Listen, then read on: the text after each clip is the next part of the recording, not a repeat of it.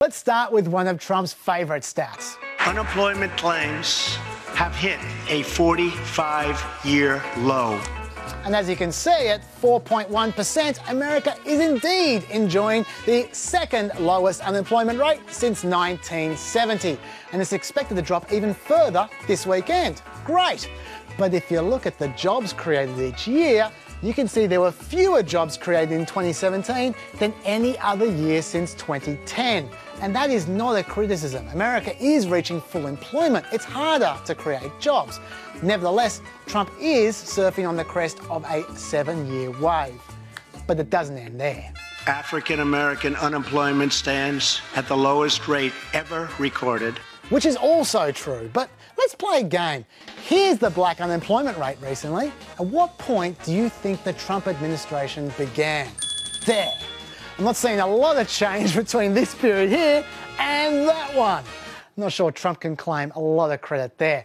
But what about wages? After all, since we passed tax cuts, roughly 3 million workers have already gotten tax cut bonuses. That's also true. Workers have received bonuses or pay raises at Comcast, Wells Fargo, Disney, Apple, Starbucks. The list goes on. Although we've heard a little less about the companies like Kimberly-Clark that have used the tax cuts to pay for layoffs. Nevertheless, you will find another very positive list of employee benefits from 2016. JP Morgan, Costco, Bank of America, Walmart, Starbucks, they're giving raises again. And the list goes on. This is what happens when you approach full employment. Wages tend to go up. And how much have wages gone up?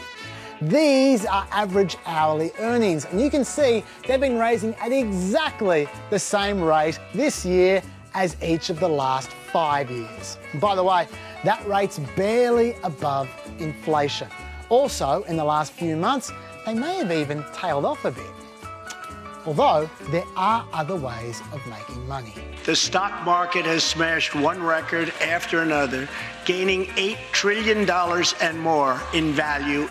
Well, here's the Dow Jones, and this is an unambiguously good news story for the Trump administration. That curve is definitely trending up, and that is great news for the top 1% who own 40% of the stocks, or the top 10% who own 81% of the stocks, but not so much the 50% of the country who owns no stocks at all, even indirectly in pension schemes.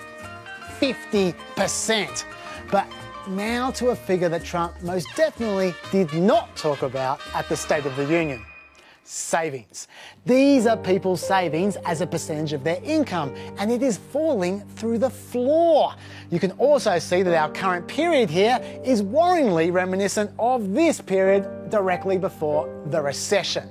I suspect we're going to be talking more about this later in the year, even if Trump won't be.